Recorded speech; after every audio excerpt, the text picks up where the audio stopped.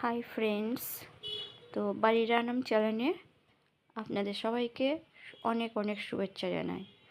আগের ভিডিওতে আমাদের ভিক্টোরিয়া যাওয়ার ভিডিওটা দিয়েছিলাম, তো আজকে দেখো ওখানে কি কি আছে।